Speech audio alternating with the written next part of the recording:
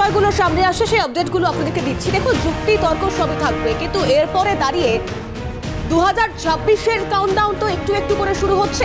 সকলেই বলছেন যে তাদের নিজেদের পায়ের তলার মাটি বেশ শক্ত, কিন্তু ভোটের ফল বোধহয় তা বলছে না।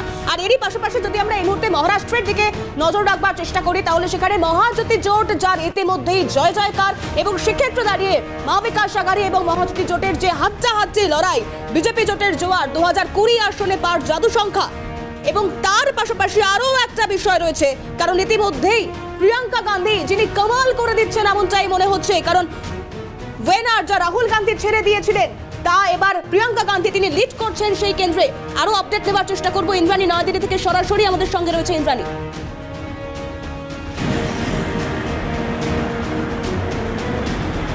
দেখো, প্রথমেই প্রিয়াঙ্কা গান্ধীর কথা তুমি বলছিলে। প্রিয়াঙ্কা গান্ধী এই মুহূর্তে 3,38,970টি ভোটে এগিয়ে রয়েছে। কিছুক্ষণ আগে যেটা আমরা জানতে পারছিলাম 3,38,937, এখন কিন্তু সংখ্যাটা আরও বেড়ে 3,38,970টি ভোটে।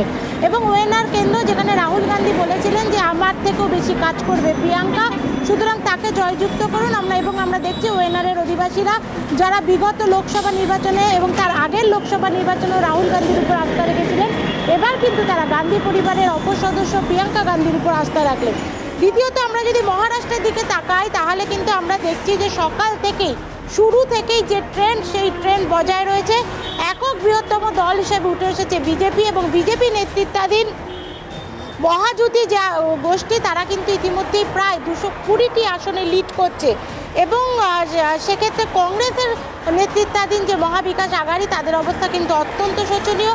মাত্র 56 থেকে 58টি আসনে তারা লিড করছে, যে টেন্ডেন্সি এখন পর্যন্ত আমরা পাচ্ছি প্রায় 5 রাউন্ড গণনার শেষে। ইতিমধ্যে কেন্দ্রীয় স্বরাষ্ট্রমন্ত্রী অমিত শাহ ফোন করেছিলেন দেবেন্দ্র ফডনভিসকে, ফোন করেছিলেন অজিত পাওয়ারকে, ফোন করেছিলেন একনাথ শিন্দেকে।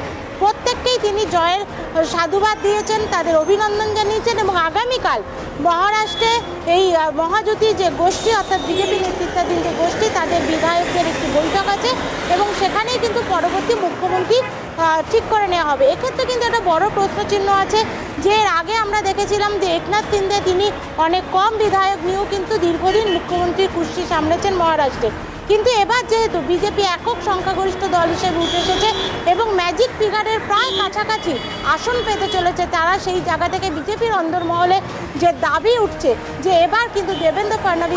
ইন্দ্রাণী, আপাতত ধন্যবাদ জানাবো। ওদিকে প্রিয়াঙ্কা গান্ধীর স্বামী রবার্ট বড়রা তিনি কি বলছেন শুনবো। के जनता से बहुत खुश हूँ और उनके आभारी हूँ कि अभी जो काउंटिंग में रिज़ल्ट आ रहा है वो 2 लाख से ऊपर है। प्रियंका की मेहनत को उन्होंने हमेशा, वायनाड की जनता तो उनको प्रियंका की मेहनत की समझ है, अंदाज़ा है, पर पूरे देश को पता है कि जब भी कोई भी दुर्घटना या कुछ भी इशू होता था, प्रियंका हमेशा उनके साथ है, जनता के साथ ही पूरे देश में।